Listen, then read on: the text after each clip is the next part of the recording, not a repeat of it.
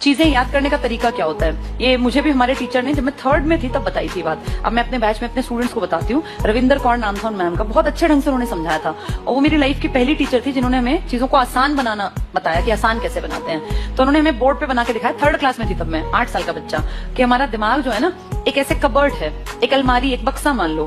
हम सब इस बक्से में, दिमाग में, अलमारी में नॉलेज को, इन्फॉर्मेशन को फिट करते हैं। कुछ लोगों की आदत क्या होती है, अगर हम कबर्ड की बात करें अपने या अलमारी की, कपड़ों की अलमारी की, तो संडे को अपने कपड़े धोए, सारे कपड़े उतारे और इकट्ठे करके ठूस दिए अलमारी में।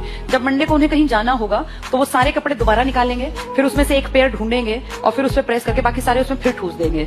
फिर उनको दोबारा कपड़े चाहिए तो फिर दोबारा सारा निकालेंगे। टाइम रोज वेस्ट करेंगे। कुछ लोग अपने कपड़ों को बस ऐसे घुसा के और जब जरूरत पड़ेगी तब निकाल लेंगे। फिर जब वो कपड़े निकालते हैं तो उनकी दुगनी मेहनत लगती है, क्योंकि इन कपड़ों में इतनी सिलवटें पड़ गई हैं कि उसको प्रेस में टाइम लगेगा। ये इन्फॉर्मेशन भी होती है जो सिर्फ पढ़ते जाते हैं, पढ़ते जाते हैं, पढ़ते जाते हैं। दिमाग में इन्फॉर्मेशन इतनी घुसा ली कि एग्जाम में याद ही नहीं आएगा कि मैंने पढ़ा क्या था। एक बार सुना नहीं ऐसा कि आता तो था पर एग्जाम में याद नहीं आया, ऐसे सेट की थी इन्फॉर्मेशन। दूसरे लोग होते हैं सलीकेदार, वो संडे को अपने कपड़े धोए, शाम को उतारे, हर कपड़े को तभी प्रेस कर दिया। टाइम तो लगना ही है, लेकिन वो रोज रोज टाइम देने से अच्छा एक दिन मेहनत कर ली, थोड़ा टाइम लगा के सारे कपड़े सिस्टमैटिक अपनी अलमीरा में सेट कर लिए। अब जब इनको मंडे को जाना है और इसको व्हाइट शर्ट चाहिए तो इसको पता है व्हाइट शर्ट यहाँ रखी है, ब्लैक पैंट यहाँ रखी है, नीली कमीज वहां है। इसको रोज टाइम नहीं वेस्ट करना, ये रोज टाइम खराब करेगा। ऐसे ही तुम लोग हो, हम भी ऐसे ही थे। ये हमें 3rd में बताया था मैम ने कि जितनी चीजें सीखो ना उनको ऐसे सेट करना, जब जरूरत पड़े एग्जाम में तो तुरंत आंसर निकल के सामने आए।